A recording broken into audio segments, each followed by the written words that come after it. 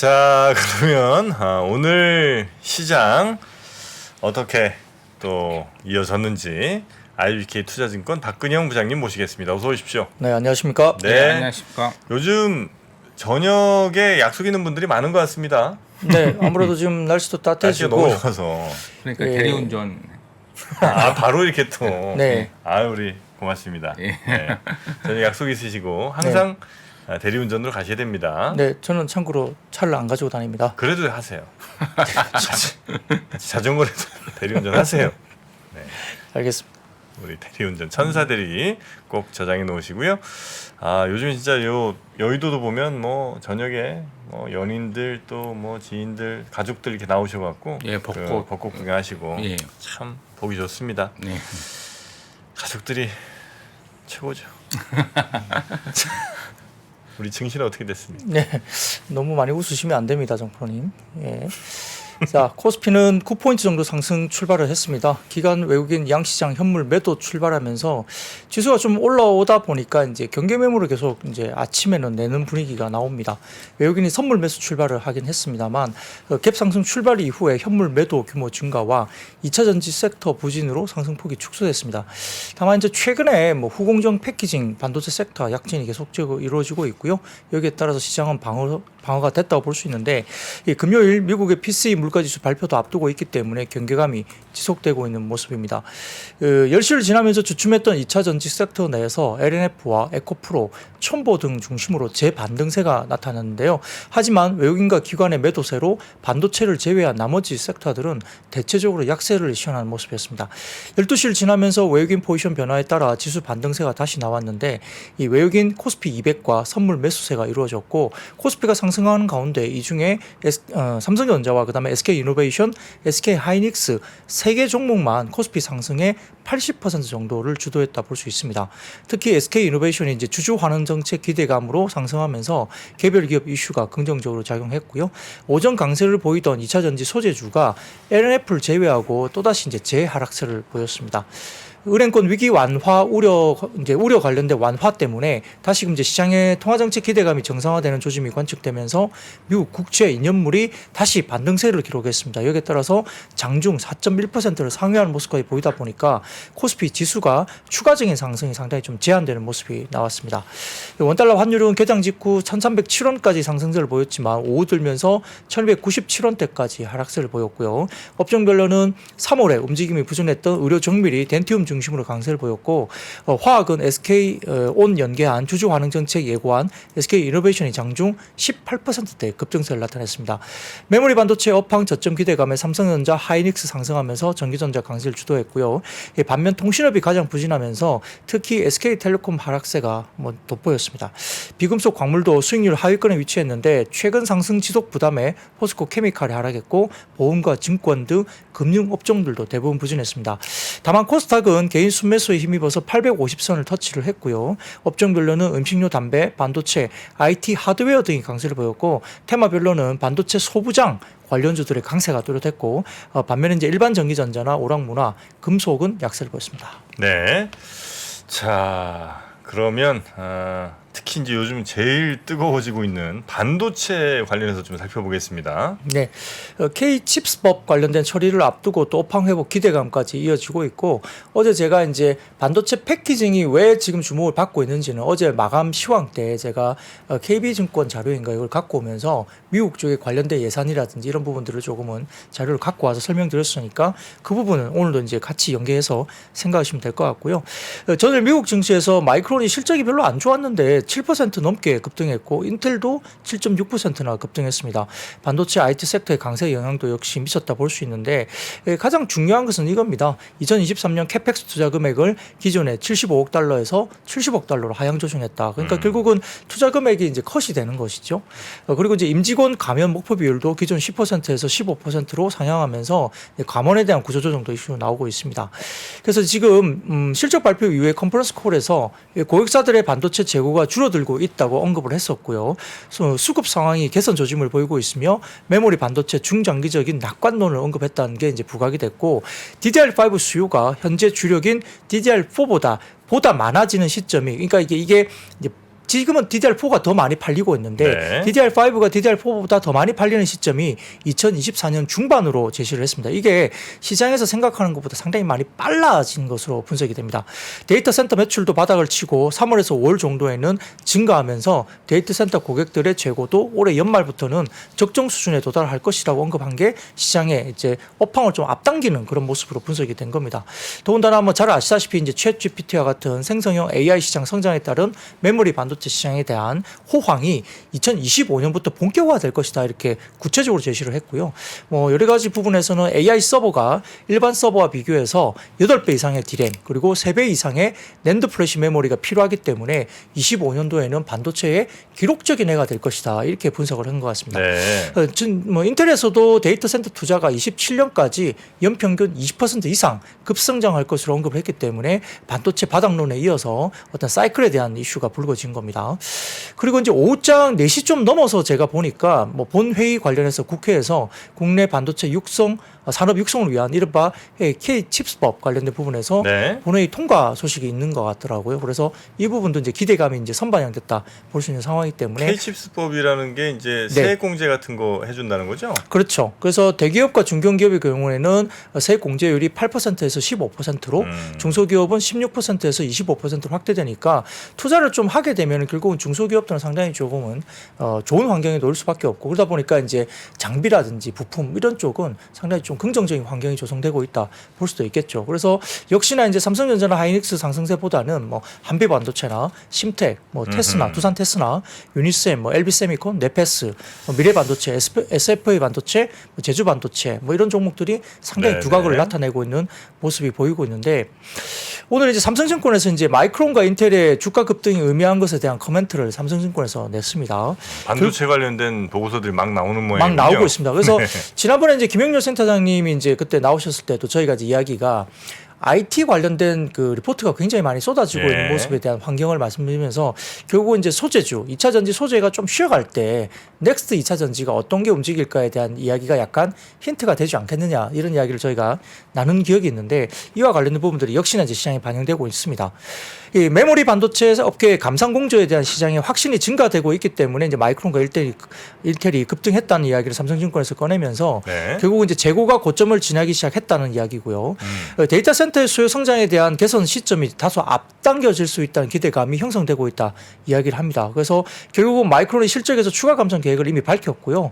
이런 기조가 업계로 확산될 것이다 이런 것을 보여준다는 거고요. 그리고 아까 말씀하셨던 DDR5 수요가 DDR4보다 많아지는 크로스오버 시점이 내년 중반 이전으로 제시가 됐는데 이게 시장 생각보다 굉장히 빠른 시점이라는 겁니다. 그러다 보니까 기대감이 좀 더 현실적으로 주가에 반영되고 있는 모습이고요.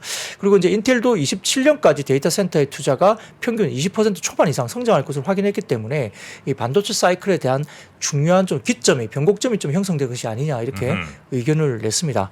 그리고 키움증권 같은 경우도 반도체 업종 주가와 관련된 부분에서 본격적인 주가의 반등세는 올해 2분기부터 주가가 본격적으로 반등할 거다. 네. 이렇게 키움증권에서 리포트를 냈고요. 다만 당분간은 삼성전자 그리고 삼성전자 낸드양 소재 부품 장비 업종 그러니까 중소형 소부장 쪽에 좀 더 집중하자는 이야기입니다. 특히나 이제 하이닉스 같은 경우는 낸드 점유율 하락 우려에 따른 단기 약세가 예상되기 때문에 하이닉스를 좀 사기보다는 이 관련된 중소형 소부장 쪽을 좀 집중하자 이렇게 말을 했고요.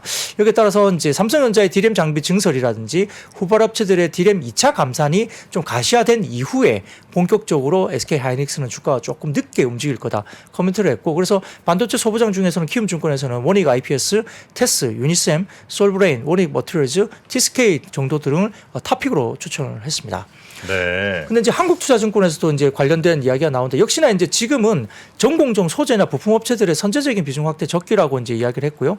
밸류에이션 부분에 대해서는 업황 개선보다 6개월 가량 앞선 시기다 이렇게 이야기를 했는데 차트가 뭐 보여주시면 첫 번째 한국투자증권의 차트를 좀 보여주시면은 과거의 사이클별 소재 업체와 부품 업체의 합산 시가총액 추이와 사이클인데요.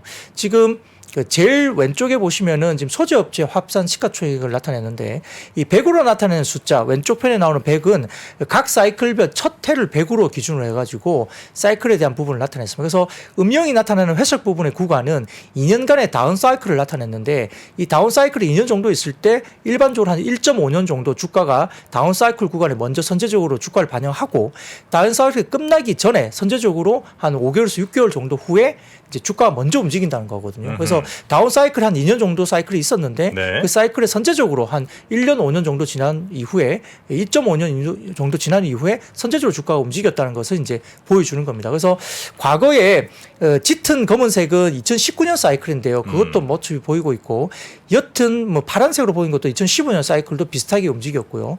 지금 같은 경우에 제일 아래쪽에 보이는 약간 짙은 파란색으로 보이는 게 2022년 현재 다운 사이클의 이제 현재 모습인데 거의 다운 사이클 한 1.5년, 2년 정도 왔다는 겁니다. 네네. 그 사이클과 관련해서 지금이 비중 확대를 할 시기라고 이제 소재업체도 그렇게 이야기했고 오른쪽으로 넘어가면 부품업체 합산 시가총액인데 마찬가지로 비슷한 사이클로 2019년과 15년 사이의 사이클이 과거 2년의 다운 사이클 중에 한 1.5년 정도 주가 지나고 다운 사이클이 마무리되기 전에 한 5, 6개월 이전부터 주가들이 바닥권 확인하고 움직였다는 점을 아마 소재와 부품업들이 비슷하게 움직였다는 것을 이렇게 형성해서 말씀드렸습니다. 그래서 이와 관련해서 결국은 그러면 그 한국투자증권에서는 소재 부품업종 중에 어떤 걸 먼저 비중 확대를 할 건가에 대한 부분에 대해서 두 가지 제시를 했습니다. 첫 번째로는 텍 마이그레이션, 그러니까 이제 어떤 기술적인 진보를 통해서 부진한 업황에도 상대적으로 사용량이 견조할 업체들, 그러니까 업황에 업턴 나오지 수요가 가파르게 증가할 것이다 보는 거고요. 두 번째로는 국산화라든지 기술력으로 고객사 내에서 점유율이 좀 차별적으로 올라가는 모습이 보이는 회사 이렇게 했는데 두 업체 한솔케미칼과 하나머티리얼즈를 탑픽으로 잡았습니다. 네. 이 참 기대가 한편으로 되면서 워낙 이제 또 반도체 관련해서는 우리나라 또 개인 투자자들도 많이 또 하고 계시니까 네. 기대가 한편으로 되면서도 또 걱정이 또 같이 이렇게 따라오는 거는 과연 지속성이 있느냐 뭐 관건이죠. 뭐.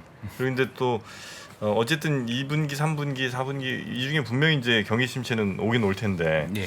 이게 다 이제 반영이 돼서 나머지를 이제 반영하면서 지금 올라가는 건지 아니면 그거까지 생각 안 하고 일단 올려 보는데 나중에 또 심각하게 경기 침체 오면 다시 한번 쭉 빠져야 지금 올리는 거는 이제 바닥을 확인했다는 거에서 올리는 거고 또 지속성 있게 가려면은 어느 정도의 수요가 좀 뒷받침할 수 있는 그런 기대감이 있어야지 또 오르는 거고 네. 뭐 그렇게 나눠서 보시면 될 것 같습니다. 근데 네.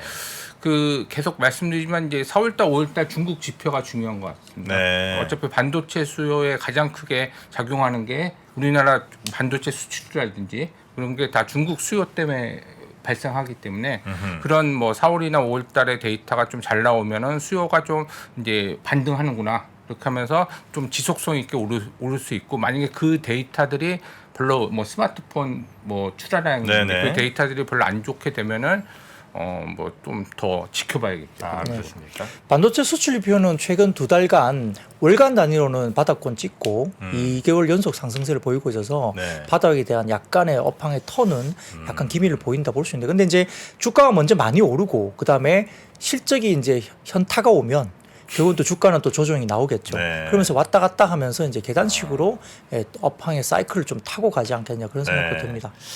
과거 또 이 반도체 슈퍼 사이클 얘기가 나올 때 그 이후로 끝도 없이 지금 하락한 게 한 2년 됐지 않습니까? 네. 지금은 슈퍼 사이클이 아니고 바닥론에 대한 뭐 움직임이니까요. 네. 그러니까 또 그때 뭐 슈퍼 사이클 얘기하시던 분들은 또 다 어디 가셨는지. 자, 그러면 반도체 하여튼 지금은 제일 또 핫한 혹은 뭐 제일 회자가 많이 되는 그런 섹터가 또 반도체인 것 같습니다. 네, 뭐 반도체하고 디스플레이 정도 볼 수 디스플레이. 있겠죠. 네. 야스라든지. 야스. 자, 그리고 네. 역시 뭐 애플 관련해서는 뭐 무조건 얘기 나오면 또 움직임이 있군요. 네, 뭐 다음 사진을 먼저 띄워주십시오. 네. 이게 이제 해외 외신에서 나온 이야기인데요. 애플이 그 관련된 그 6월 5일에서 9일까지 미국 캘리포니아 쿠퍼티노 애플 파크에서 연례 개발자 행사인 세계 개발자 대회 WWDC라고 이야기됩니다. 이런 부분들이 이야기가 되는데요. 결국 이제 이 부분에 대해서 이제 뭐 이례적으로 좀 애플이 이런 행사 관련된 일정을 공개를 좀 선행적으로 한 것 같습니다. 다소 좀 이례적이라고 이야기되는 것 같아요. 그래서 아이폰 신제품 출시 행사와 함께 1년 중에 뭐 애플의 큰 연례 행사인데 아마 전 세계 개발자를 초청해서 뭐 아이폰과 아이패드, 맥, 애플 워치 등의 주요 제품에 대한 운영 체계 다음 버전을 선보이면서 새로운 소프트웨어 기능을 소개하고 뭐 이런 부분들이 연례적으로 행사가 진행된 것 같습니다. 그래서 올해 애플이 이제 행사에 혼합 현실 헤드셋 처음 공개할지 여부에 대해서 관심이 쏠리고 있는데 이미 이제 뭐 6월 정도에 나온다 이야기가 이미 됐기 때문에 이야기에 대해서는 크게 뭐 특별한 이슈는 아닙니다. 근데 최근에 들어보면 첫 번째 제품 관련해서 나온데도 네. 가격이 얼마냐? 한 400만 원 정도 된다. 이렇게 이야기가 나오고 있잖아요. 네. 그러니까 수요가 이제 범용성의 어떤 기기는 아니라는 겁니다. 아주 이제 전문가용 중심으로 나갈 거고 아마 된다 하더라도 현재 추정되는 올해 출하량은 100만 대도 채 안 되는 양이거든요. 그러니까 이제 의미를 둔다면 이제 애플이 그 시장에 뛰어든다는 거고 아마 이렇게 첫 번째 전문가용 일부 물량이 나오고 난 다음에는 범용 제품이 내년 정도부터는 좀 나오지 않을까 이렇게 이야기를 하는 거고 가격도 합리적인 가격으로 내려와야만이 수요가 생길 수 있죠. 그러니까 400만 원짜리를 덥석 살 사람이 그렇게 많지는 않을 것 같습니다. 뭐 약간의 얼리 업데이터나 이런 쪽은 될 수 있겠지만 약간 너무 이제 물량에 대한 기대감이나 이런 실적에 대한 기대감은 이쪽에 먼저 두기는 좀 어렵습니다. 다만 그 스마트폰을 이은 차세대 먹거리로 XR 헤드셋을 낙점하고 있는데 이거는 결국은 스마트폰의 포화 상태이기 때문에 결국은 다른 추가적인 어떤 하드웨어적인 부분에 대한 어떤 변화를 줄 수밖에 없는 네. 제조사 입장에서는 그럴 수밖에 없는 환경이라 볼 수 있겠고요. 삼성전자도 마찬가지입니다. XR 기기 개발 계획을 밝히면서 제품이 출시가 임박했다 이야기가 나오는데 삼성전자는 최근 XR 기기인 갤럭시 글래스라는 이름으로 국내 상표권을 출원했다고 알려지고 있는데 이게 중요한 게 뭐냐면 제품에 대한 정보가 공개된 건 없지만 글래스라는 이름이 붙었다는 거잖아요. 이게 이제 우리가 보면 다소 좀 XR 기기들이 대부분 다 헤드셋처럼 이렇게 굉장히 두껍거나 네. 이게 뭐 해녀분들이 쓰는 물안경 비슷한 느낌의 이런 약간 그런 좀 이렇게 이걸 누가 이렇게 쓰고 있지라는 생각이 들 정도로 약간 불편하거나 너무 크거나 이런데 이 갤럭시 글래스라는 이름으로 나왔기 때문에 이게 안경 모양으로 만드는 거 아닌가 이런 생각을 할 수 있는 약간의 이제 우리가 그렇게 추정을 하는 겁니다. 그래서 안경 형식으로 쓰는 가상현실 VR과 AR 기기가 유력하다라고 이야기가 나오고 있어서 그러면 뭐 가격은 잘 모르겠지만 혹시라도 이제 만약에 적당한 가격이라면 이런 형식의 기기라면 하드웨어 기기라면 글라스 형식이라면 좀 쓸만하겠네 이런 생각을 가는 거죠. 근데 이제 사실은 뭐 이걸로 끝나는 게 아니라 우리가 뭐 눈에서 약간 어른거리는 어떤 여러 가지 부분이라든지 눈이 불편하다든지 뭐 이런 부분들 그리고 뭐 시력에 안 좋을 수도 있잖아요. 그러다 보니까 이제 디스플레이 해상도나 이런 것들을 어떻게 갈 것인지에 대한 부분도 네. 상당히 좀 중요할 것 같고 또 어떤 컨텐츠가 시장에 있는데 정말 준비가 될 것이냐도 수요에 굉장히 영향을 많이 미치겠죠. 그래서 일반적으로 이제 이런 부분에 대해서는 결국은 이제 이 부분에서 가장 중요한 건 역시 디스플레이예요. 카메라 모듈이나 디스플레이 쪽이기 때문에 오늘 반응했던 쪽은 결국 이제 누플렉스나 LG이노텍, 나무가, 삼성전기, 하이비전 시스템 이런 종목들이 이제 움직였거든요. 하이비전 시스템은 제가 어제 마감 방송 때 이제 하이비전 시스템은 IT 부품이 안 좋았음에도 불구하고 어제 굉장히 많이 올랐다. 그 이유는 하이비전 시스템의 실적은 LG이노텍의 캐펙스 투자와 관련해서 움직인다는 겁니다. 그래요. LG이노텍이 실적이 좋은 건 상관없고 LG이노텍이 어느 정도 캐펙스 투자를 하느냐에 따라 하이비전 시스템 매출 따라가 연동되는데 올해 같은 경우는 LG이노텍이 작년 대비 53%의 캐펙스 투자 증가를 이야기를 하고 있기 때문에 이노텍이? 예 그렇습니다. 그렇기 때문에 하이비전 시스템은 같이 연동돼서 주가가 매출액이 좋을 것이다 이제 추정을 하는 겁니다. 그래서 그렇게 이제 IT 쪽은 움직인다 볼 수 있겠고요. 예, 다만 이제 다음 사진 보여주시면 또 우리들의 애널리스트 고밍치가 이야기를 했습니다. 애플 전문 애널리스트죠? 네, 대만 쪽의 애널리스트인데요. 관련해서 그 2, 4분기 관련된 애플의 렌즈 재고라든지 수요에 대해서 다소 좀 부정적인 의견을 제시한 트위트가 떴습니다. 어떤 게 부정적이라는 거예요? 이제 그 아까 말씀드렸던 렌즈 네. 애플 쪽에 들어가는 새로운 어떤 상품에 대해서 네. 그 제품에 렌즈라 들어가는 부분이라든지 그다음에 이제 수요 전반적인 애플 관련된 2, 4분기 수요 별로 안 좋을 이 거라는 부분이 거예요? 조금 안 좋을 거다 이야기를 하는 것 같습니다. 그럼 애플폰이 좀 덜 팔린다는 얘기겠네 결국? 근데 이제 아이폰 15는 3분기에 나오거든요. 그렇죠. 예, 그러니까 이제 14의 모델 이슈인지 그건 잘 모르겠으나 다소 조금은 예를 들어서 애플 쪽에 들어가는 어떤 렌즈에 대한 재고 부분이라든지, 그러니까 그거는 애플 자체가 아니라 렌즈를 제공하고 있는 어떤 서플라이어, 그러니까 공급자들 있잖아요. 네. 애플에 이제 렌즈를 공급하고 있는 공급사들의 재고가 좀 많다거나 뭐 이런 이슈를 좀 부각시킨 거 아닌가 생각도 드는데, 네. 그것은 이제 국내에도 이제 애플 쪽에 렌즈를 제공하는 회사가 또 있을 수 있잖아요. 뭐 그러니까 이제 그쪽에 영향이 좀 있을 수 있는데, 아무튼 IT 쪽이 전체 좋은 건 아니고 네. 또 애플 관련해서 다 좋은 것도 아니고 이렇게 약간 애플에 들어가는 렌즈를 공급하는 회사라든지, 그다음에 일부 이제 2분기에 판매되는 것은 아이폰 14일 가능성이 높은데 그와 관련된 약간의 비수기라든지 그런 수요에 대한 부분들을 약간의 부정적인 시각으로 봤다, 이렇게 볼 수 있습니다. 네. 자, 그리고 역시 뭐 리오프닝 관련해서 여행 이쪽으로는 꾸준히 좀 괜찮은 모양이네요. 네, 뭐 정프레임도 이제 한 달에 한두 번 정도는 지금 해외 그 출국 비행기를 타지 않습니까? 월 주말에 이제 한 잠깐씩 한 월 1회 네. 그 정도 좀 노력하고 있습니다. 네, 국제선 타고 계시잖아요. 네. 티켓 가격이 어떠시던가요? 비싸요. 비싸죠. 예, 예전에는 네. 그 동남아 웬만한 데는 한 왕복 1인당 한 5, 60이면 충분했던 것 같은데 네. 와, 비쌉니다. 요즘에 확실히 좀 많이 비싸요. 티켓 가격이 많이 올라온 게 보이거든요. 그래서 그 한국투자증권 보고서도 오늘 나왔습니다만 1분기 국제선 여객이 전분기 대비 44% 증가. 이건 이제 굉장히 이제 뭐 폭발적으로 여행을 가고 싶었던 수요가 있었기 때문에 이제 지금까지 이어지고 있다 볼 수 있겠고요. 19년과 비교하면 지난해 10월 34% 정도 여객선 관련해서 어느 정도 올라왔는데 올해 1월 달에는 58%까지 올라왔고 2월 달에는 61%까지 회복하고 있으니까 계속적으로 이제 여행을 가고 싶었던 사람들의 수요가 나가 있습니다. 진짜 신기한 건 네.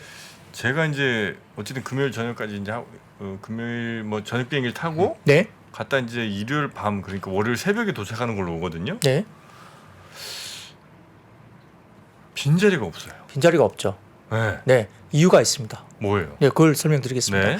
그래서 이제 이렇게 우려와 다르게 공급이 오히려 부족하고, 그러니까 수요 대비해서 공급이 부족한 상태라고 이야기를 하는 거예요. 여전히 공급이 부족하다. 네, 그래서 이제 티켓 가격도 다소 좀 비싸고, 네. 그다음에 이제 제가 좀 이따 그렇겠죠. 데이터를 드리겠지만은 국제선 운임이 급등한 이유는 결국은 수요 대비 공급이 아직도 좀 불편한 상황이다, 조금 부족한 상황이다 볼 수 있겠고요. 지난해 10월 일본 개인 관광이 풀리고 2, 3개월 뒤면은 이제 항공사들이 정비를 마치면서 수요에 맞춰서 이제 국제선 공급을 굉장히 확대할 수 있을 걸로 시장은 봤는데 생각보다 LCC 업계가 구조조정을 하고 그다음에 양대 국제사의 보수적인 증평, 그러니까 예를 들어서 뭐 대한항공이나 아시아나항공 등의 일본 노선 등을 포함한 국적선들이 대부분 다 굉장히 증평을 보수적으로 하고 있습니다. 제가 어제 마감 시황에서 이제 LCC나 그다음에 국적사 관련된 국제선 관련된 이슈를 좀 제가 띄워드리는 자료가 있었는데요.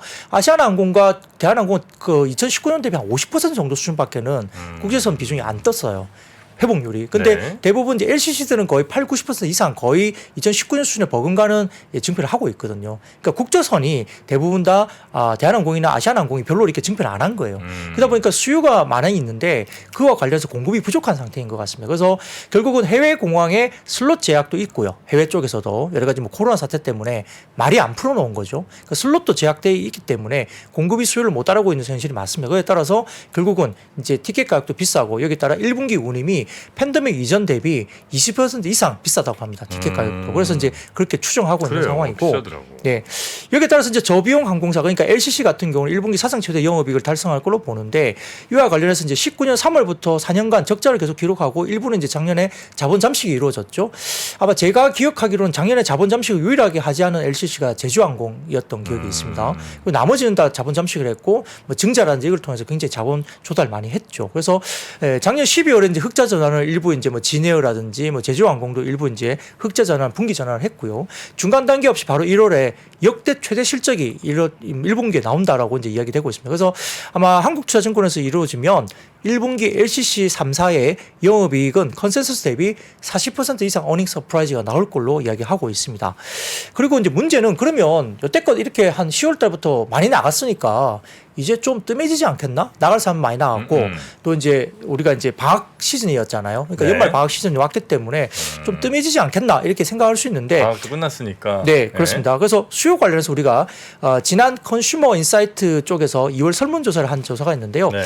6개월 이내 해외여행 경험률을 작년 10월 8%에서 올해 2월 18% 상승했고 올해 해외여행을 계획 중이라고 응답한 비율이 40%대로 급등했습니다. 어휴. 그러니까 아직도 해외여행을 가고 싶은 수요가 상당히 많이 네. 혼재해 있다 이렇게 볼 수 있는 거죠. 그래서 첫 번째로 한국투자증권 자료를 먼저 띄워주시면 소비 심리 관련된 이슈인데요. 이게 여행비 지출 전망과 소비자 심리 지수인데 보시면은 2022년 5월 이연 수요 효과로 최고치를 기록하고 있으면서도 계속적으로 관련된 그래서 여행 소비 심리가 다소 좀 5월 이후로 둔화된 모습도 좀 보이지만 그렇게 약간의 소비 심리가 좀 둔화되는 모습도 보이지만 경기 이슈도 있고요. 많이 치솟았다가 살짝 슬라이스하게 둔화되는 모습이 보이고 있는데 오른쪽을 보여주시면 전반적으로 소비 지출을 줄이다 하더라도 여행은 포기하지 않겠다. 그러니까 전체적으로 소비는 좀 줄어드는데 여행을 포기하지 않는 거죠. 이게 선이 뭐냐면 0으로 된 실선이 쭉 나오지 않습니까? 검은색으로. 네. 0으로 보이는데 여행비 지출 전망 지수 빼기 소비자 심리 지수니까 소비자 심리 지수 대비 여행비 지출 전망 지수가 플러스권으로 접어든다는 거는 전체 소비자 심리 지수가 조금 약화되는 국면이 있는데 그것보다도 여행비 지출은 훨씬 더 강하게 지금 소비를 하겠다는 심리가 있다는 거죠. 다른 소비재들은 조금 어려울 수도 있겠네요. 오히려 상대적으로 그렇게 보입니다. 여행에는 강력하게 내 소비할 생각이 있고 네, 대신 뭐 내가 갖고 있는 돈이야 뭐 이렇게 많지 않을 테니까. 네, 맞습니다. 그러면 다른 거는 야, 이것도 좀 투자해서 참고를 해야 되겠네요. 네, 그렇습니다. 그러니까 네. 전체적으로 약간 위축되는 국면은 살짝 맞아요. 그 심리 지수가 위축되는데, 근데 전반적인 소비 지수보다는 심리 지수보다는 여행비 지출 전망 지수가 훨씬 높다는 거죠. 그러다 보니까 이제 어쨌든 이쪽으로 좀 돈을 쓰고 싶다는 의견을 많이 갖고 있는 거고, 다음 사진 보시면은 향후 6개월 내에 해외여행 계획률입니다. 여기 보시면은 계속 올라가고 있습니다. 계속 올라가고 있어요. 그러니까 이제 전체적으로 해외여행 계획률은 작년 중반 이후 꾸준하게 증가하면서 40%를 넘어섰고요. 특히 이제 역시나 이제 신혼 관련된 곳이 높아질 수밖에 없죠. 코로나 때는 신혼 쪽으로도 결국은 이제 해외 못 가고 국내에 국한되거나 뭐 이렇게 못 가거나 아니면 뒤로 미루거나 이렇게 이연 수요가 있었는데 높고요. 전체적으로 가장 크게 증가하면서 해외여행 쪽으로 계획을 많이 잡고 있다 이렇게 볼 수 있어요. 그래서 네. 수요는 여전히 괜찮은데 그 다음 보여주시면은 항공권 가격입니다. 항공권 가격. 이게 이제 보시면은 항공권 소비자 물가 지수인데요. 보시면은 파란색은 국내선이고요. 국제선이 검은색인데 어떻게 보이세요? 비슷하게 연동되다가 21년 이후 22년 접어드니까 벌어지기 시작하죠. 국제선이 훨씬 비싸지네. 네, 항공권 가격이 역시나 국제선 쪽으로 많이 벌어집니다. 그러니까 결국은 국제선의 공급이 별로 안 되고 있다는 게 아직은 그렇다는 겁니다. 그래서 네. 국제선 관련된 가격이 높아지고 있는 게 모습이 보이고 있고요. 그다음 사진 보여주시면은 국내에서도 국내 레저와 서비스 물가 상승에 비해서는 그럼에도 불구하고 아직까지는 티켓 가격이 싸다는 겁니다. 이게 뭐냐면은 파란색이 국내 단체 여행비에 관련된 지수고요. 소비자 물가 지수고 검은색은 해외 쪽에 이제 여행비 관련된 물가 지수인데 국내 여행도 사실은 많이 올랐고 그죠. 네. 국내 여행비도 많이 올랐고 해외 여행비도 좀 올랐는데 상대적으로 비교해 보자면 국내 여행 오른 게 워낙 올라서 해외 맞아요. 여행 좀 오른 거는 좀 덜 오르게 느껴지거든요. 예, 상대적으로 그렇게 느껴져요. 차라리 그럼 해외 가자 이런 마음이 네. 더 생기실 이 거고. 오죽하면 지금 제주도에 있는 그 사람들이 비싸가지고 나오지도 못하겠다. 뭐 그리고 항공편도 없고 뭐 이랬던 적이 있거든요. 제주도도 진짜 비싸더라고요. 예, 그래서 제주도에 있는 분들이 이제 이렇게 뭐 서울이나 이렇게 넘어오기가 너무 비싸가지고 힘들다는 이야기도 있을 정도로 이제 국내에서도 오히려 이렇게 여행 관련된 물가 지수가 상당히 많이 이미 이제 너무 많이 올랐고 네. 그러다 보니까 국제선 관련된 티켓 가격이 좀 비싸지만 상대적으로 싸 보인다는 어떤 그런 착시 효과 때문에 오히려 해외 쪽으로 많이 나가겠다 이렇게 이야기가 많이 나온다는 네, 겁니다. 네. 근데 그게 이제 해외라 하더라도 장기 노선보다는 단기 노선이겠죠. 아직까지는 일본과 동남아 노선 쪽으로 집중되고 그렇겠죠. 있는 거죠. 네. 예. 그리고 엔화 관련된 부분들도 역시 이제 일본 여행을 좀 하기에 좋은 환경이기 때문에 아마 이 부분은 이제 일본 쪽으로 조금 더 집중되는 환경이 있다 볼 수 있습니다. 그래서 다음 사진 보여주시면은 경쟁 심화 우려와 다르게 공급은 수요를 따라가지 못하기 때문에 이 LCC 4개사의 국제선 항공 편당 여객수가 계속 만석을 차가지고 이렇게 가고 있거든요.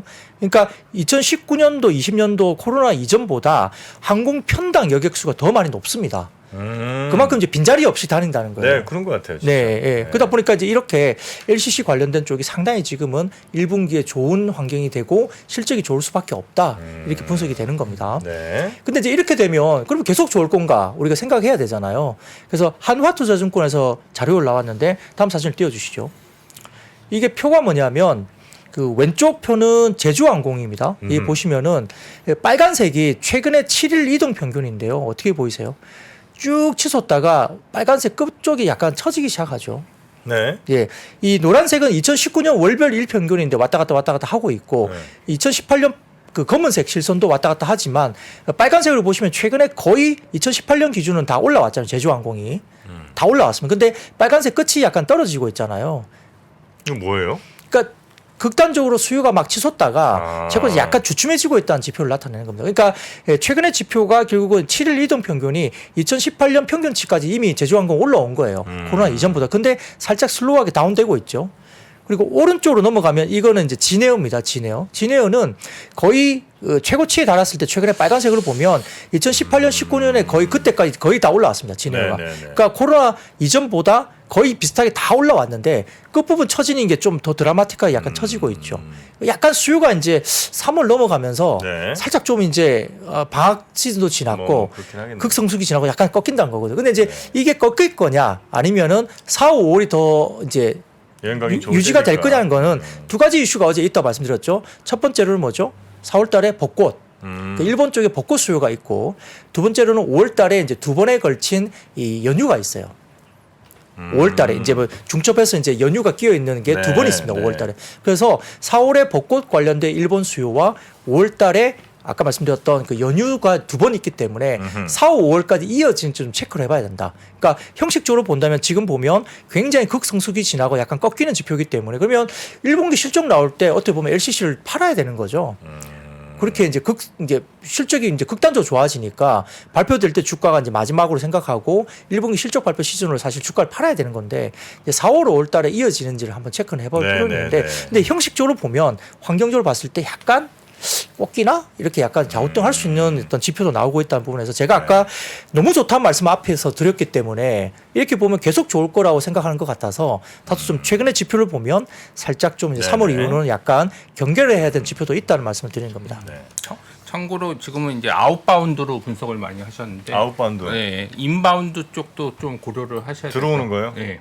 왜냐하면 LCC들이 그때 실적이 잘 나올 때 물론 이제 우리나라 사람이 아웃바운드 들어가는 것도 있지만은 단체 관광객들이 주로 LCC를 이용하니까 뭐 제주도라든지 이쪽 부산이라든지 이쪽 오는 수요가 많아서 인바운드 쪽도 고려를 하셔야 되는데 그 보시면 이제 중국인이 나갈 수 있는 그 나라들을 계속 단계별로 허용해주고 있습니다.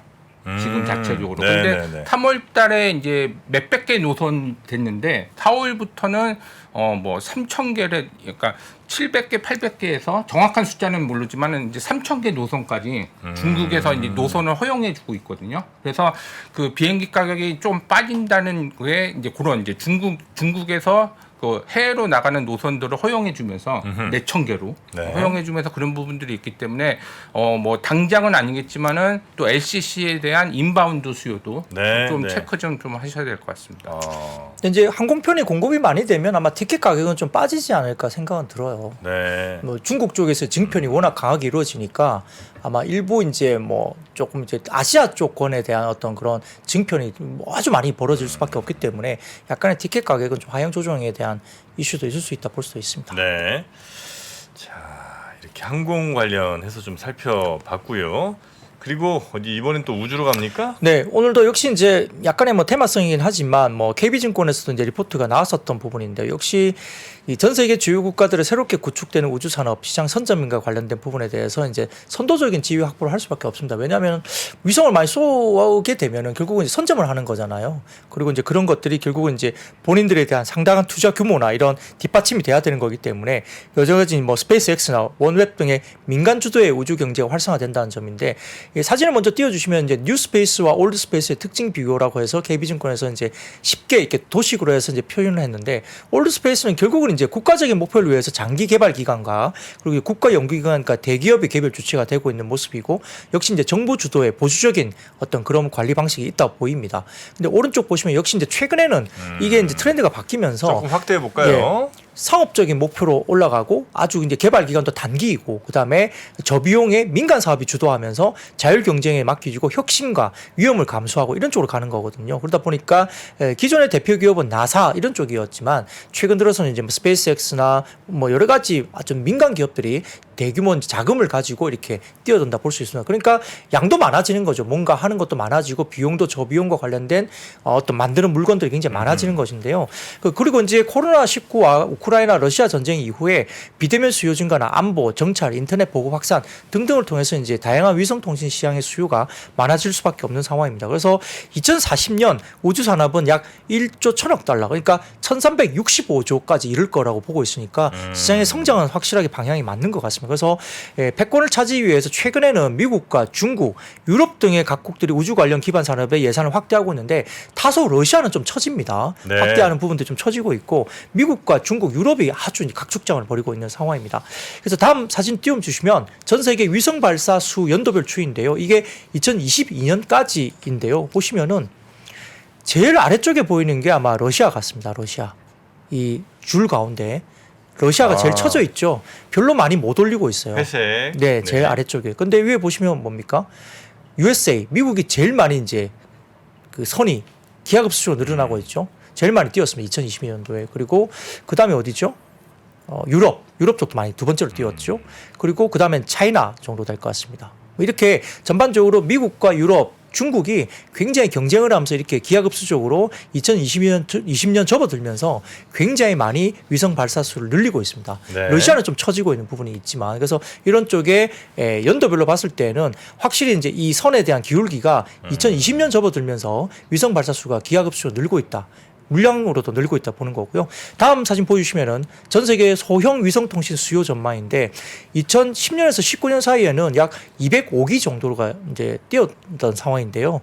2020년부터 29년까지 예정된 그 소형 통신 관련된 통신 위성 관련된 수요가 5,687기니까 엄청나게 늘어나죠. 기존에 이제 과거 2010년도부터 2019년까지 10년간 네. 205기 정도밖에 안 뛰었는데 2020년부터 10년간은 거의 30배 5,680기. 예. 네. 이렇게 해서 이제 아주 그 뭐랄까 위성 관련된 소형 통신 위성이 엄청나게 이제 쏘아진다는 겁니다. 그러니까 이제 이렇게 굉장히 수요가 많아지는 거고요. 이에 관련해서 상당히 지금 뭐 국내뿐만 아니라 해외 쪽도 그렇고 특히 미국과 유럽, 중국 중심으로 활발하게 이루어지고 있는 상황에서 결국은 이제 국내에서 수주를 받아야 되겠죠. 그와 관련해서 네네. 스펙스X라든지 원앱과 관련된 수주를 받는 쪽인데 그래서 하나 시스템이나 뭐 셀렉트 아이, 뭐 하나 에어로스페이스, 그다음에 최근에 뭐 인텔리아 테크 이런 종목들이 수주 관련된 부분들이 이야기 나오면서 구조적인 어떤 매출 성장이 보이고 있다 볼 수 있습니다. 우리도 뭐 우주청 같은 거 이제 신설하면서 우주 쪽에 정부에서도 굉장히 좀 힘을 줘서 네.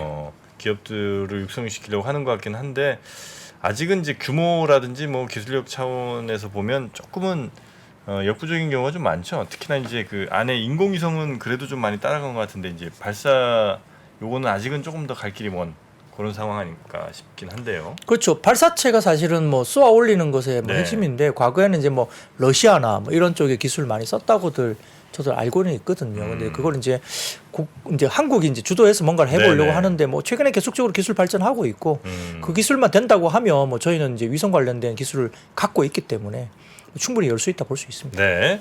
자, 그리고 네이버가 조금 오늘 뭐 소식이 있었습니까? 예, 네이버가 자체적으로 이제 소식이 일어나는 결국은 이것도 이제 로봇 관련 이야기입니다. 그 네이버가 J245, 1784와 그리고 데이터 센터인 각 세종에 적용된 로봇 등의 첨단 기술을 다른 회사에도 판매한다 이렇게 나왔습니다. 그리고 이거는 네이버의 이슈보다는 이제 로봇과 관련된 뭔가 확장된 뉴스라고 볼 수 있습니다.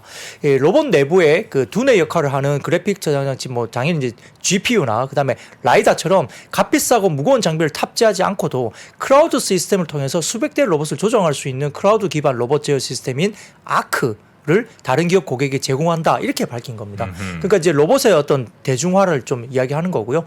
네이버 랩스는 인공지능, 로봇, 크라우드, 디지털 트윈 등의 기술을 총망라한 아크버스 생태계를 확장해 나가면서 결국 이제 디지털 트윈 솔루션 아크아이를 출시한 네이버가 올해 하반기 내에 로봇의 이동, 서비스 수행 등을 계획하고 실행하는 아크 브레인 솔루션도 내놓을 거면서 결국은 이제 이런 서비스 관련된 그러니까 로봇 서비스를 뭔가 한다는 거죠. 그걸 갖다가 다른 회사에 팔겠다는 겁니다. 그래서 이런 부분들이 좀 이슈화 된 거고요. 언론에 따르면 또 삼성전자가 보행 보조 로봇이죠. 우리가 알고 있는 이야기입니다. 보핏 관련된 이슈와 관련해서 신규 특허 추가 관련된 부분이 있습니다. 사진을 띄워주시면 뭐 이것만 가지고 놓으면 사진만 놓고 보면 과연 이제 이게 무슨 특허인지는 잘 알 수는 없어요. 네, 이런 식의 그림이 그려지면서 뭔가 이제 보핏과 관련된 특허를 냈다는 겁니다. 그래서 보행 보조 방법 이를 수행하는 장치들이라는 명칭의 특허를 출연하면서 삼성전자 결국 우리가 이야기하는 보핏 이죠. 그래서 이제 예전엔 잼스 힙인가 뭐 이렇게 이야기가 됐지 않습니까? 네네네. 그래서 그 관련된 이야기인데 새로 출시한 특허가 신제품에 바로 적용될 것이는 확실하지 않지만 로봇 출시는 임박한 상황이다 이렇게 언급을 한 것 같습니다. 그리고 최근에 이제 인탑스가 이 관련된 보핏을 이렇게 좀 만들어내는 회사로 알고 있는데 내부적으로도 약간 함구령 비슷하게 내렸다고 그래요. 그러니까 임박해 있으니까 이제 뭐 어떤 내용에 대해서 이렇게 뭐 공격적으로 이렇게 시장에 대해서 적극적으로 이제 언급을 조금 자제하는 분위기인데 그러다 보니까 이제 좀 임박한 거 아니냐 이렇게 이야기 나오면서 오늘은 이제 네이버가 오른 것보다는 SPC 시스템즈나 RF 세미, 로보티즈, SPG, 현대 무벡스 이런 로봇 관련주가 주가가 좋았다 이렇게 볼 수 있습니다. 네. 로봇 관련해서도 하여튼 저 인간의 뭐 행동이나 여러 가지 움직임 이런 것들과 굉장히 밀착돼 있는 그런 로봇들이 사람들의 꿈과 희망에는 더 많이 좀 이렇게 피는 것 같습니다. 예, 그러니까 너무 멀리 있는 예를 들면 뭐 자동차 사실은 뭐 조립하는 것 다 로봇팔이잖아요. 근데 그런 것들은 그냥 뭐랄까 사람들이 이렇게 막 크게 꿈꾸거나 이러지는 않으시는 것 같고 네. 뭔가 이렇게 사람과 영화를 많이 보셔서 그런가? 하여튼 사람과 하여튼 굉장히 붙어 있는 혹은 사람을 대신하는 사람 모습에 이런 거에 괜히 굉장히 더 네. 열광들 하시는 게 아닌가 싶네요. 이제 아직까지는 산업용 로봇이 주도하다가 최근 들어서 규모는 훨씬 더 그쪽이 크죠 아직도. 원래는 컸죠. 근데 네. 이제 최근에 확장성은 서비스 로봇 쪽에 확장성이 엄청나게 크고 있고요. 그게 이제 자꾸 사람들이 휴머노이드를 생각하는데 그건 너무 먼 거리고. 그렇겠죠. 네, 그래서 이제 서비스 보스는 확실히 그렇고 입는 같은 뭐랄까 보행의 뭔가 보조기구로서의 보조적 역할을 이런 하는. 부분들은 이게 버핏 같은 경우도 이렇게 쓸 수 있지만 사실 이게 약간 다리가 좀 불편하신 분들에 대한 보조기구인데 근데 이럴 수도 있습니다. 이게 이제 적당한 가격에 내려지면 이걸 거꾸로 힘을 거꾸로 줘서 그 네네. 헬스 관련된 장비로도 쓸 수 있거든요. 이걸 거꾸로 프레셔를 줘가지고 네. 이걸 가지고 이제 헬스 기구로도 입고 하는 헬스 기구로도 할 수 있다는 점에서는 상당히 좀 가격의 문제가 있긴 하지만 보편화된다면 뭐 사용도는 상당히 많아질 수 있다 볼 수도 있습니다. 네. 자 그리고 셀트리온 요즘 계속 얘기가 나오네요. 네, 어제 같은 경우에는 최근에 같은 경우는 이제 약간 주총 관련해서 약간 실망감 이런 이슈도 있었지만은 최근에 이제 신약 개발과 함께 디지털 헬스케어를 중점 추진 사업으로 꼽으면서 결국은 이 자체 플랫폼을 구축해서 그 해외 중심의 원격 진료 서비스를 시작한다. 이게 이야기 나오고요. 해외 중심의 원격 진료 서비스. 네, 그래서 국내 쪽보다는 해외 쪽 시장을 중심으로 대상을 놓고 하겠다라고 이야기를 한 것 같습니다. 국내는 이제 법적으로도 힘들고 네, 시장도 좀 작을 수도 있고요. 네네네. 예. 그러니까 이제 국내 쪽보다는 해외 시장을 중심으로 놓고 뭔가 원격 진료 서비스 관련된 부분을 하겠다고 이야기를 했고 필요할 때는 M&A까지 적극적으로 검토하겠다 이렇게 이야기 나오다 보니까 핵심에서는 결국은 이제 원격 진료 서비스가 핵심이 된 거예요. 그러다 보니까 이제 결국은 다양한 디지털 헬스케어 분야 중에서 원격 진료 비대면 서비스를 굉장히 강조하고 집중을 하겠다 이야기를 밝힌 것 같습니다. 여기에 따라서 우리가 이제 전통적으로 원격 진료 관련된 테마주로서 거듭됐던 뭐 인성정보나 나노엔텍, 차바이오텍 이런 관련된 테마성 주가들이 움직였다 볼 수도 있습니다. 네. 자 그리고 다음 섹터는 어디로 좀 가봅니까? 오늘 이제 GI 이노베이션 뭐 상장이었던가요? GI 이노베이션? 네네 그렇습니다. 아 그래요? 예, 그래서 이제 이 회사는 이중 융합 단백질 기반으로 차세대 면역 치료제를 연구 개발하는 바이오 벤처로 알려져 있는데 상장을 했습니다. 그래서 이중 융합 단백질 후보 물질을 발굴하고 임상 진입을 가속화할 수 있는 GI 스마트 플랫폼을 보유하고 있다고 알려져 있는데 향후에 이제 추가적인 기술 이전에 주력하면서 5년 내에 5건 이상의 추가 기술 이전이 목표라고 알려져 있는 회사로 이제 상장이 된 겁니다. 네, 오늘 상장했네요. 네, 그래서 이중 융합 면역 항암제인 GI101과 GI102 그리고 알레르기 치료제인 GI301 등의 주요 파이프라인이 임상시험 단계이고 후속 파이프라인으로 개발 중인 GI104, 그다음에 GI108, GI305 이게 결국은 이제 전임상을 진행하면서 2019년에 중국 제약사 심스어의 9천억 규모의 기술 수출도 성공을 이미 했다고 알려져 있고요. GI301은 2020년 유한양행의 1조 4천억의 기술 이전까지 한 회사로 알려져 있습니다. 1조 4천억이요? 네, 그렇습니다. 그러니까 상당히 좀 기술 이전과 이런 부분 라이센스 관련된 부분에서 상당히 좀 뭐 어떤 레코드가 있는 회사인 네네네. 거죠. 그래서 상장을 했고요. 오늘 주가가 상당히 좋았거든요. 그러다 보니까 이제 최근에 보면 그 일반 투자자 대상 공모 청약을 진행해서 262대 1이니까 엄청나게 이제 공모 총량이 많이 몰렸다 볼 수 있는 상황이고요. 국내 기관 투자 대상으로 실시한 수요 예측에서도 27대 1 경쟁률이니까 괜찮았던 수치입니다. 그러다 보니까 이 공모가가 13,000원으로 확정이 됐는데 약간 일각에서는 공모가가 좀 낮은 것으로 분석을 한 것 같습니다. 그래서 이제 굉장히 매력이 있다라고 이제 긍정적인 주가 흐름을 기대한다라고 봤기 때문에 주가가 네. 좋았고 그러다 보니까 이 회사가 이제 오늘 굉장히 좀 좋은 흐름을 보이다 보니까 뭐 카나리오 바이오나 ST큐브나 헬렉스미스 같은 약간의 그 어떤 면역 항암제 관련주들이 덩달아서 좀 좋았는데 뭐 카나리아 바이오는 뭐 이렇게 여기까지 그 뭐 회계 법인 관련된 의견 이것도 이슈가 좀 있으면서 최근에 이제 그게 다소 좀 긍정적인 어떤 결과가 나오면서 주가들이 좀 올랐다 이렇게 볼 수도 있습니다. 아, 카나리아 바이오가 얼마 전에 참 뉴스가 좀 몇 번 나왔었었죠. 네, 그렇습니다. 예. 자, 바이오 헬스 이쪽으로도 관심들이 조금씩 더 생기시는 것 같고요. 그리고 자동차 부품주 네. 괜찮았습니까? 이건 아주 간단하게 말씀드리겠습니다. 사진을 먼저 띄워주시면 이 차량용 반도체 관련된 의미 있는 이야기가 나왔습니다. 이게 뭐냐면 인피온, 그러니까 로이터 통신에 따르면은 인피니온이 차량용 반도체 2023년 가이던스를 굉장히 의미 있는 상향 조정을 했다. 이게 이야기가 나온 것 같습니다. 그러다 보니까 이제 차량 관련된 부품 업체들 관련해서 화신, 서현이화, SL 이런 종목들이 장중 급등세를 나타냈기 때문에 아마 자동차 부품주의 급등은 이 부분에 대한 영향이 좀 있지 않았을까 이렇게 추정이 되는 상황입니다. 네. 자, 우리 2차 전지가 오늘 아직 안 나온 것 같은데요? 네, 뭐 전체적으로 지금 오늘 2차 네. 전지 중에 오늘 SK 이노베이션 급등과 관련된 이야기를 좀 해야 되는 급등했어요? 상황이에요. 네, 장중에 18% 이상 급등했습니다. 야. 네. 예, 그렇습니다. 그래서 이제 그와 관련된 이슈를 삼성증권에서 코멘트를 낸 걸 좀 소개를 해드리고 싶은데요. 그 SK 이노베이션이 이제 결국은 중장기 주주환원 정책을 공유하면서 크게 두 가지입니다.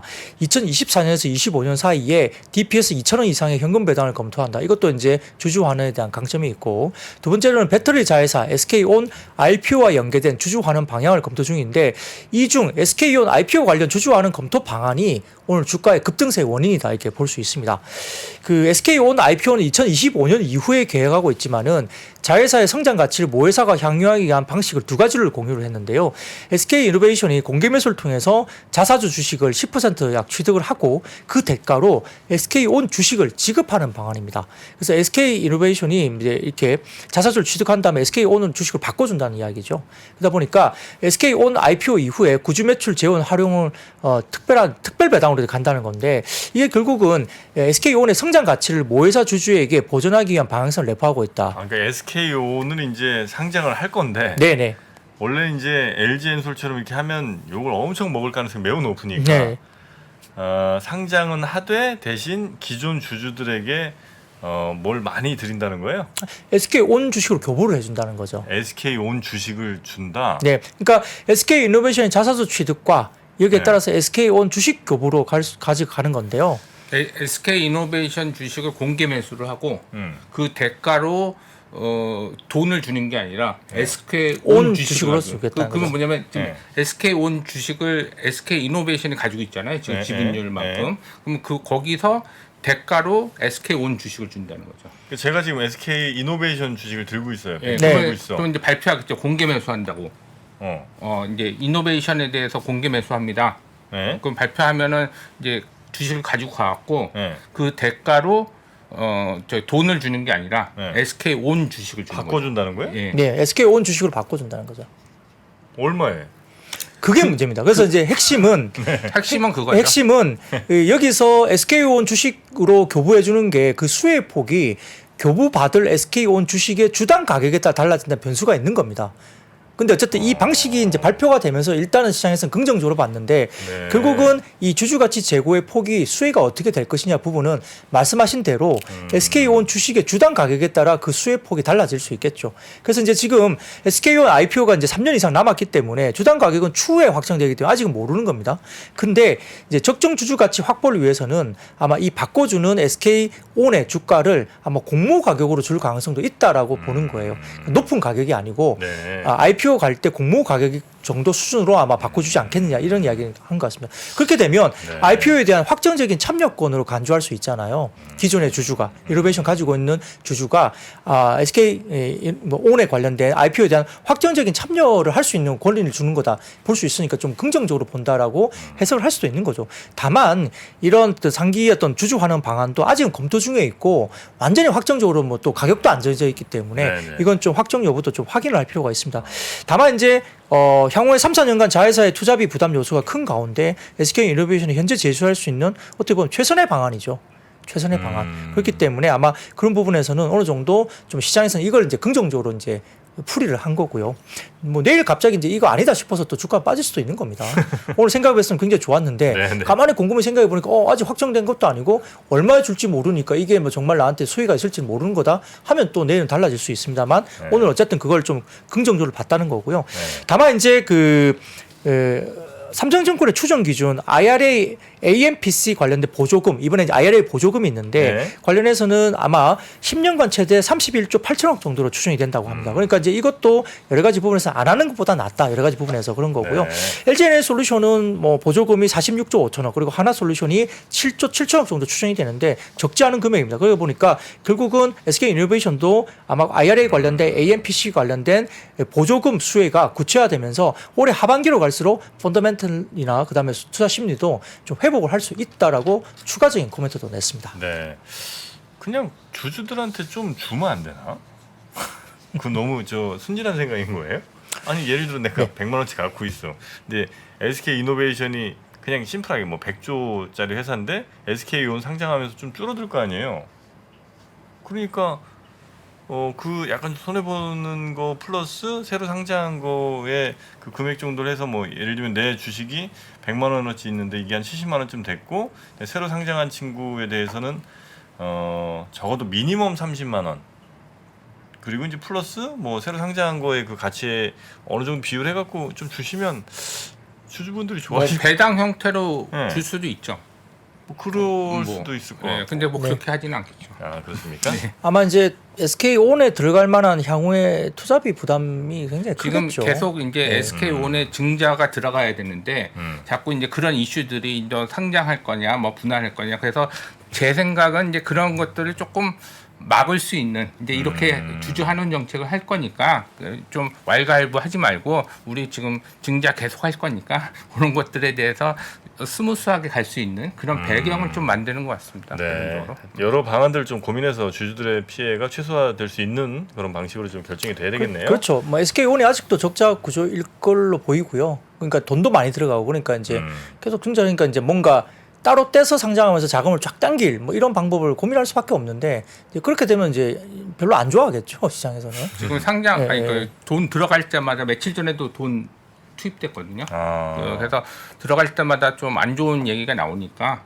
이게 다 이제 앞으로 상장하면서 이제 모회사 주주들한테 소외하지 않겠다 네, 그런 네, 것들을 네. 보여주면서 조금 뭐 연막을 짠다 뭐 그런 분위기라고 보시면 될 것 뭐 같습니다. 고민을 많이 해서 네. 내놓은 방법인데 뭐 짜놓은 어쨌든 최선의 방식 현재까지는 뭐 그렇게 보입니다. LNF는 좀 오늘 셌습니까? 예, 상대적으로 강했습니다. 왜냐하면 다른 소재 업종들이 대부분 다 빠졌는데요. NF는 장중에도 좋았고 이제 장 종가로도 이제 플러스를 유지를 했습니다. 사실 이제 테슬라 의존이 줄어든다고 이야기 나오는데 사실 LG 에너지 솔루션을 통해서 이제 테슬라에 많이 들어갔기 때문에 대부분 다 매출의 LG 에너지 솔루션의 비중이 작년 기준으로 봤을 때 76%나 거의 절대적이었습니다. 그러다 네. 보니까 LG 에너지 솔루션 쪽으로 뭔가 안 되면 이거 LNF 같은 경우 큰일 날 상황이잖아요. 근데 이제 대부분 테슬라용으로 들어가긴 합니다만 아마 직납으로 해서 이제 또 계약을 하면서 테슬라 쪽의 비중이 30% 정도까지 올라올 수 있는 구간이 만들어졌고 그럼에도 불구하고 이제 신규 거래선이 이제 필요하죠. 그러다 보니까 아마 지금 포드나 폭스바겐, 파나소닉 등이 거론되면서 테슬라 이외의 신규 거래선 다소 협의를 하고 있는 부분들도 최근에 좀 계속적으로 이제 이야기 나오는 것 같고 그다음에 기술적인 로드맵을 봤을 때도 약간 단결정 양극재라든지 뭐 LFNP라든지 그다음에 LMO, 나트륨 이온 이런 같은 기술 로드맵도 제시를 하고 있어서 아마 이제 기존에 하고 있는 다른 말고도 이제 소재 관련된 부분들에 대한 대안을 계속 제시를 하고 있는 것 같고요. 네. 그래서 테슬라로 양극재를 또 직납하기도 하고 아마 미국의 IRA 법안의 최대 수혜주인 LG 에너지 솔루션의 양극재 메인 벤더이기도 하고요. 그다음에 아까 말씀드렸던 원자재 수직 계열화 이게 되게 중요합니다. 에코프로 그룹이 이 수직 계열화가 잘 되어 있기 때문에 급등을 했기 때문에 때문에 다소 좀 디스카운트를 받았던 LF 같은 경우는 수직 계열화가 또 이제 거기에 맞게 가느냐 부분도 중요한데 이게 이제 점점 가시화되고 있는 부분이 있다는 점에서 디스카운트 요인을 다소 좀 없앨 수 있는 부분이고요. 더군다나 이제 미국 진출 관련된 부분들이 올해 상반기 내에 이야기가 나올 수 있습니다. 작년에 다소 조금은 그게 안 됐는데 올해 이제 미국 진출 투자 관련된 부분들이 상반기 내에 기대감이 있기 때문에 이게 만약에 된다면 다소 좀 경쟁사 대비 40% 이상 디스카운트가 됐었는데 그 부분을 줄여줄 수 있는 부분에서 네. 주가들이 좀 올라갈 수 있는 여지도 있다 볼 수 있겠습니다. 게임까지 살짝 빨리 보고 갈까요? 네, 사진을 먼저 띄워주십시오. 네. 이게 보시면은 이제 크래프톤 이야기인데요. PCF라는 회사를 인수한다는 이야기입니다. 크래프톤이 예, 그렇습니다. 네. 그래서 여기가 프로젝트 바이프로스트, 그다음에 프로젝트 빅토리아 이게 나와 있죠. 이 두 개의 어떤 그 게임을 만들고 있는 회사가 PCF라는 회사입니다. 여기 지분을 인수했다는 소식인데요. 약 430억을 투자해서 지분 10%를 인수했습니다. 그래서 PCF는 폴란드 상장사인데 시총 3,700억 규모의 비디오 게임 개발사로 알려져 있습니다. 그래서 이제 이번에 투자를 하는 것은 결국 이제 PCF의 기대작인 프로젝트 바이프로스트와 그다음에 프로젝트 빅토리아 퍼블리싱 우선 협상권을 획득한다는 게 방점이 있는 겁니다. 그래서 이제 크래프톤은 다소 좀 약간 게임 라인업이 많지 않잖아요. 그러다 보니까 이제 이게 되게 제한적이었는데 타사의 어떤 지분을 인수하면서 다른 프로젝트와 관련된 어떤 퍼블리싱 협상권을 가지고 있으니까 다소 조금 투자를 통한 세컨드 파티 발굴이라든지 퍼블리싱 확대 전략이 본격화되면서 아마 자체적인 대형 신작 다음 출시까지 공백기가 있기 때문에 퍼블리싱 사업을 강화를 해서 이걸 극복하는 어떤 전략으로 일수인 거죠. 그러다 보니까 크래프톤이 다소 조금은 내부적으로 지금 갖고 있는 현금 자산이 6,700억 정도가 있다고 하거든요. 야. 이 많은 주식, 그러니까 돈을 가지고 다소 글로벌 게임사에 대한 추가적인 지분 투자를 통해서 네. 다소 퍼블리싱 권한에 관련된 새로운 전략을 좀 내세운다는 점에서 본인들의 대형 신작 출시까지 공백기를 메꿀 수 있는 전략으로도 나쁘지 않은 그림이다 이렇게 볼 수도 있겠습니다. 자, 이렇게 게임까지 크래프톤까지 짚어주셨고요. 네, 오늘도 고생 많으셨고 충실한 이 자료들은 또 저희 3프로TV 앱에서도 확인하실 수 있으니까요. 그것도 한번 하나하나 좀 찬찬히 뜯어보실 분들은 다운받으시면 되겠습니다. 자, 우리 박근영 부장님 고생 많으셨고요. 내일 또 뵙겠습니다. 네, 내일 뵙겠습니다. 고맙습니다. 고맙습니다. 시간이 흘러도 변하지 않는 여러 가지 원칙과 사고 체계는 존재하거든요. 대가들의 사고 체계, 투자 기법이 아니라 생각의 방법. 그런 거를 분해를 해서 재구성을 해서 하나의 어떤 틀로 조합을 하는 과정이 필요한 것 같다. 라쿤 자산운용 홍진채 대표의 거인의 어깨에 19년간 초과 수익을 달성한 그가 어떻게 주식 대가들의 투자법을 활용했는지 이 책에서 최초로 공개합니다. 대가들의 검증된 투자법을 여러분의 눈으로 직접 확인하시죠.